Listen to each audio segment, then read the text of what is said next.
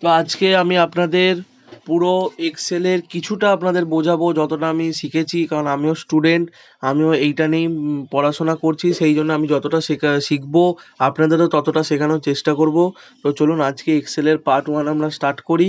তো এইখানে আপনাদের দেখুন এক্সেল অন করার পর আপনাদের এইরকম পেজ আসবে, যেখানে আপনাদের এইখানে ব্ল্যাঙ্ক ওয়ার্কবুক নিতে পারেন বা ওয়েলকাম টু এক্সেল, এগুলো এক একটা আপনাদের টেমপ্লেটস নিতে পারেন। কিন্তু আমি এখানে আজকে ব্ল্যাঙ্ক ওয়ার্কবুক নিয়ে আপনাদের বোঝাবো। তো আমি ব্ল্যাঙ্ক ওয়ার্কবুকে ক্লিক করলাম। দেখুন এইখানে খুলে গেল একটি পেজ, এগুলো হচ্ছে রো আর এগুলো হচ্ছে সেল। তো এইবার যদি আপনারা এইখানে অনেক রকমভাবে ব্যবহার করতে পারেন, তো আমি আজকে এই হোম সেকশনটা পুরো আপনাদের বুঝিয়ে দেবো। তারপর insert,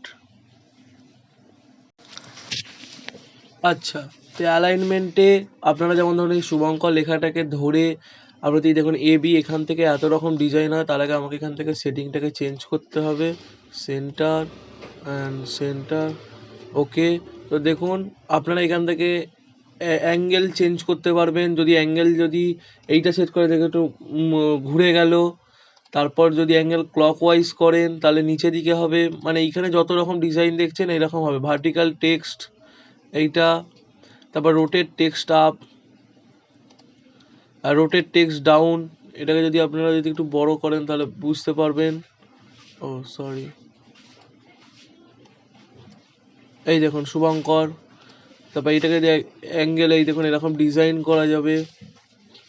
vertical, rotate text up, rotate text down, তো এইগুলো এখান দিয়ে করা যাবে। এবং দেখুন এইখানে যদি তারপরে এইগুলো ফন্ট হচ্ছে, এগুলো সাইডে, এই দেখুন এটা সাইডে এলো, এটা বাঁ পাশে গেল, এটা মাঝখানে, এইগুলো আর এইগুলো হচ্ছে বাড়ানো কমানোর জন্য, দেখুন এগুলো সোজা হয়ে গেল।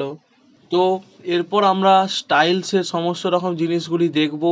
তো স্টাইলসের জিনিসগুলি দেখার জন্য আমাদের আগে এইখানে একটি প্যারাগ্রাফ নিয়ে নিতে হবে। তো আমি এখানে লিখে দিয়েছি নোটপ্যাডে লিখে। তো এইটাকে আমরা এখান থেকে কপি করে এখানে আমরা পেস্ট করে নেব। তো এইটা আমি একটা সিলেক্ট করে নিলাম যে এতখানি জায়গা নেওয়া হবে। তারপর যদি পেস্টে ক্লিক করি, তো দেখুন এখানে একটি notification, the data you are pasting is the same size as your selection, তো you want to paste anyway. তো এটা বলছে আপনারা কি সেম সাইজে কি এটাকে পেস্ট করতে চান, আমি বললাম হ্যাঁ। তো দেখুন ওরা ছোট্ট হিসাবে এইটুকু জায়গার মধ্যে এটাকে সিলেকশন করে নিল, দেখা যাচ্ছে না, আমি এটাকে একটু জায়গাটাকে বড় করে নিলাম।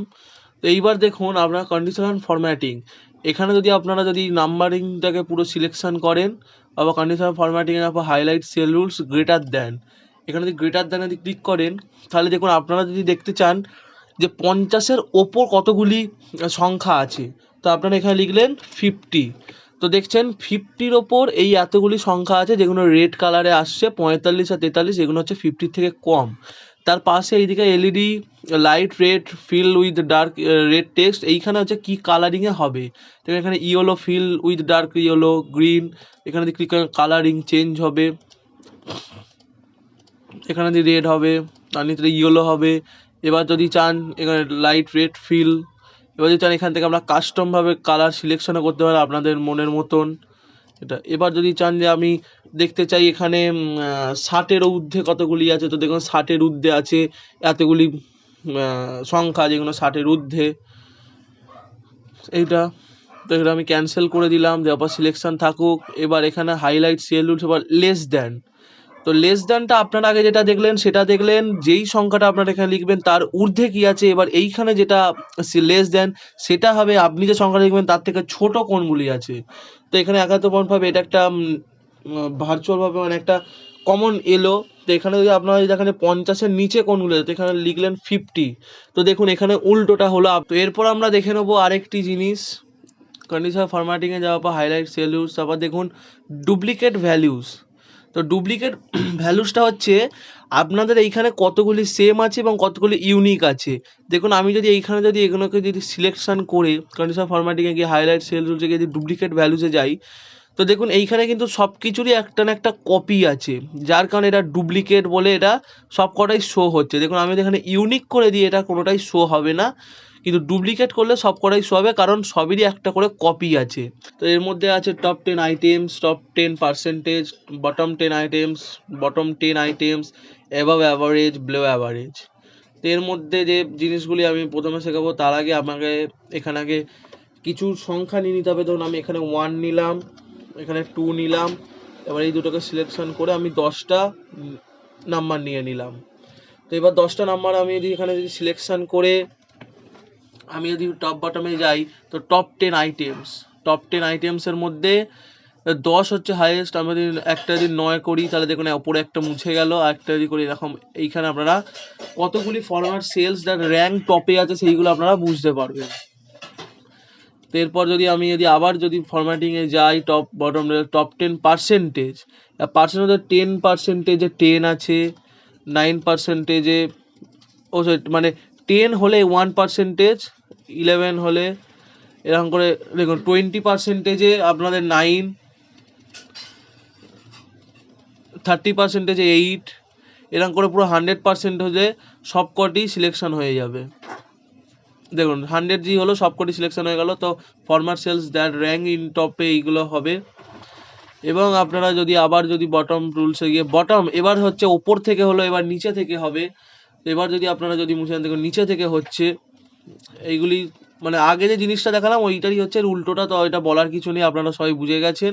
যদি এটা তলা থেকে কিছু করতে চান তাহলে এইটা বটম ডে পার্সেন্টেজ। দেখুন 10% মানে 1, এখানে আমরা পার্সেন্টেজ বুঝে 20% মানে 2, 30% মানে 3, এরকম করে এখানে হবে। যেগুলো নিচে থেকে হলো ওইগুলোই এখন ওপরে, যেগুলো ওপর থেকে হলো সেগুলো এখন নিচে থেকে হচ্ছে, সরি। তো এবার টপ বটম অ্যাভাব অ্যাভারেজ।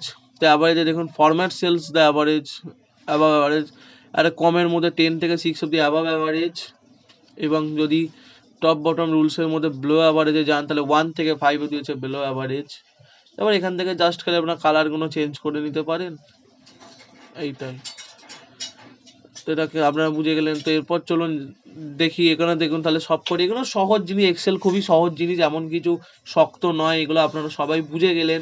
এবার যদি না বুঝতে পেরে থাকেন তাহলে অবশ্যই আমাকে কমেন্ট করুন, আমি বুঝিয়ে দেবো। তো এইবার চলুন আমরা এবার দেখে নিই ডেটা বার্স।